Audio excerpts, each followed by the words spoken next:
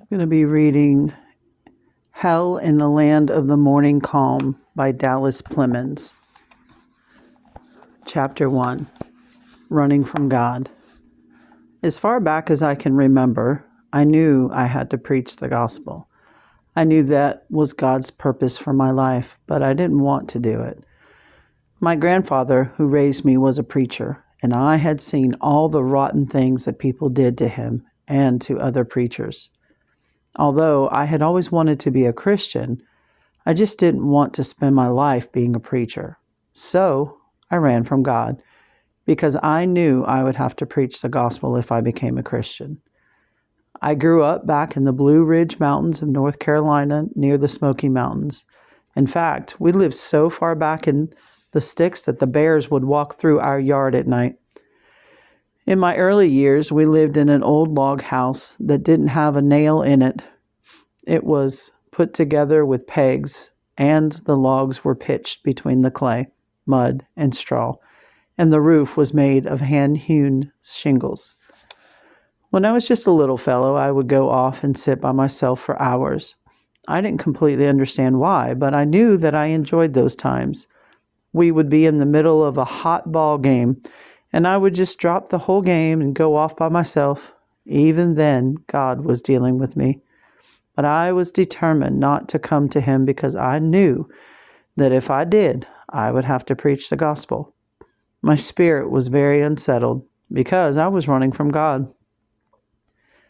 That, coupled with my bad temper and some other problems, caused me to become very belligerent toward the other children. Consequently, in elementary school, I received an average of 7 lickings a week from the principal and several a day from the teachers. All because of fighting. Instead of riding the school bus home, I would walk the 7 miles home so I could fight the other boys, even though I knew I would get a licking when I got home for not being on the bus. Something inside me, more and more as the years went by, drove me to fight.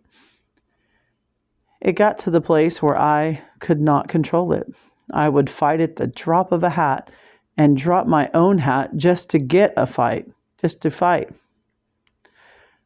As a little fellow, it was not so serious because there is not much damage that little kids can do in a fight.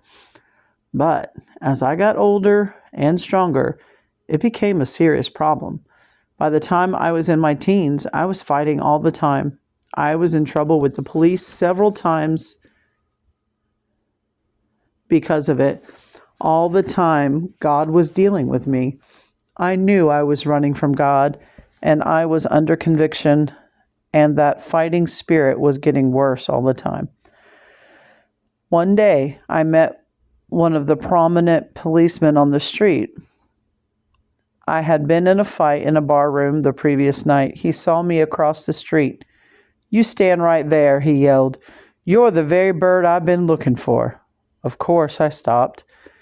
Reaching me, he said, "You think you're smart. You think I don't know that you were the one that started that mess last night?" "You can't prove anything on me," I replied. "I don't have to prove anything on you," he said. "I have enough on you to hang you now. Now I'm warning you, the next time you show up at the police station, you've had it. I'm going to throw you in jail." That very same night, I got into it again. I didn't go out looking for trouble. It seemed as though it looked for me. I was never a bully, but it seemed I would just get in a fight in spite of myself. I was walking down the street and I saw this same policeman again. There was a building like a warehouse on the corner that had no windows in it. I turned the corner, and out of the thousands of people in that city, I bumped into this policeman, and he grabbed me. He talked to me for a little while, and then he said something very peculiar. "Plemmons," he said, "if you just have to fight, if nothing will do you but to fight, why don't you do it and get paid for it and stay out of trouble?" "What do you mean?" I asked him. I had no idea what he meant. There's a fellow at this hotel, and he's training boxers. Oh, no, you don't, I replied. If you think I'm going to get up half naked, dance around like an idiot, and fight, you're crazy. Well, he said, you can just take your pick. You're either going down to see him or you're going to jail. My Lord, after all, this is a pretty big decision, I tried to reason. You could at least give me a little time to think about it. Maybe I'd rather go to jail. Well, that can be arranged. Be reasonable, man. All right, I will, he answered. I'll give you until 8 o'clock in the morning. If you're not in that police station at 8 o'clock, I'm going to have to pick you up. I was not a boxing fan. I knew nothing about fighting other than just how to do it in the street. I did know that they would give me some kind of tryout to see if I had anything. I mapped out my strategy as to what I was going to do.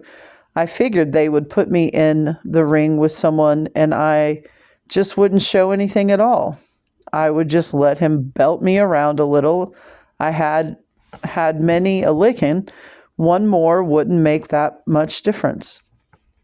So the next morning I went down and tried to talk him out of it again, but he wouldn't listen to me. He took me down to the gym. When we walked through the door, he introduced me to a man who was the trainer. His face looked as though it had been run through a sausage grinder. He was an ex-pug himself, and he had no bones in his nose. There are fighters who have fought for years and do not have a scar. There are others that are just cut all over. He was one of those who cut easily. He had scars all over his face. Seeing him, I almost ran, but the policeman was standing there. He introduced me to the man and told him what he had in mind. He called another man over who was the manager of the string of boxers. They looked me over and had a little conversation among themselves. Oh, I don't think so, I heard the manager say. His arms are too short. His hands are too small. He named several other things that were wrong. I was on his side because I didn't want any part of boxing to begin with. Well, replied the policeman, he does pretty good on the street and in the bar room. You could at least give him a try. In the meantime, I saw two black guys in the ring boxing. As I said earlier, I was not a boxing fan. I had no idea who they were. Then I heard the manager say, all right, we'll give him a try and see. Taking me into the dressing room, they gave me some trunks. They wrapped my hands and put some gloves on me, gave me a mouthpiece, brought me out and put a headgear on me. Hey, Joe, one fellow yelled at the other. I want you to go a couple of rounds with this fellow. Now, this was a man by the name of Joe Green. He was called Jumping Joe Green. He was the Southern middleweight and light heavyweight champion during the time when a boxer could hold two titles if he could make the weight. That's no longer allowed. I remember my strategy. I was going to let him beat me around a little so they would see that I didn't have anything, and that would be the end of it. I got up in the ring and we started. The first time that fellow hurt me, I forgot about my strategy. Of course, it did not take me long to wish I had not forgotten about it. He almost beat me to death when I started after him. He knew tricks that I never thought of. They decided I had done well enough and that perhaps I had a chance.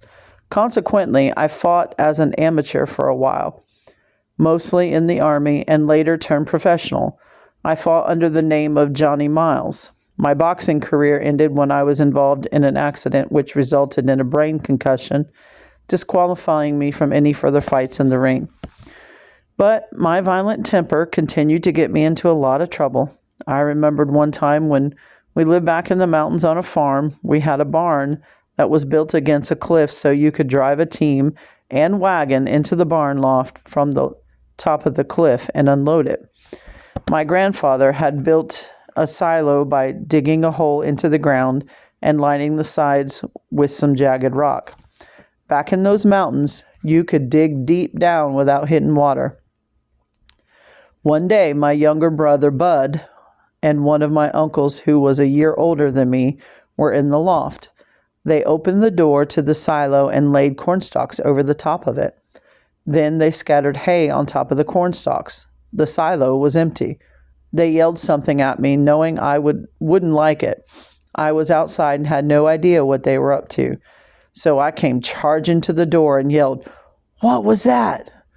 Bud threw a corn cob, hitting me right between the eyes. That did it. I made a headlong charge to get them and fell right through the corn stalks into the empty silo. As I fell, I hit those jagged rocks on the side of the wall. Finally, I hit the bottom with a thud. All the wind was knocked out of me, and I lay there knowing the silo was full of spiders and, for all I knew, full of snakes. I felt as though I was dying. I was fighting, trying to get my breath, and they were up there laughing at me. I don't suppose I was really in such bad shape, but I could have been killed. I could tell of many incidents like that, which were continually happening. Every time I came home, it seemed my grandfather would have some preacher sitting there. I didn't know there were so many preachers. If he did not have a preacher there, and if he was not busy working, he was sitting with his big old family Bible. He always read out of that thing in his lap. He would stop me, and I would sit there and listen to him, feeling as though I would die inside. I never wanted to get away from anyone so much in my life, but I admired and respected him more than anyone else in the world, and I wouldn't walk out on him. He talked Bible to me and pumped scriptures at me all the time. I was so miserable I could hardly stand it, all because the call of God on my life.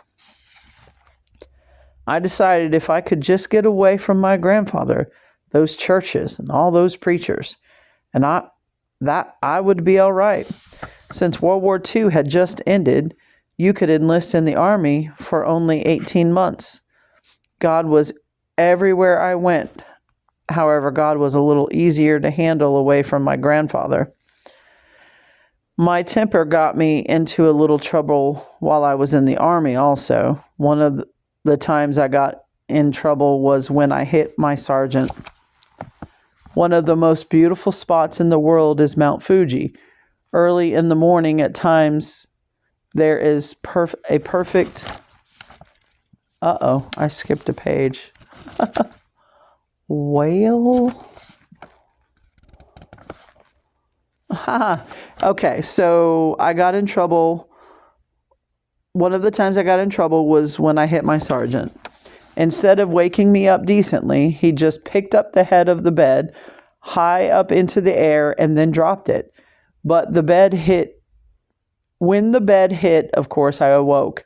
As he turned around, I jumped out of the bed, picked up my combat boot, threw it as hard as I could, and hit him in the back of his head. Boy, was I in trouble.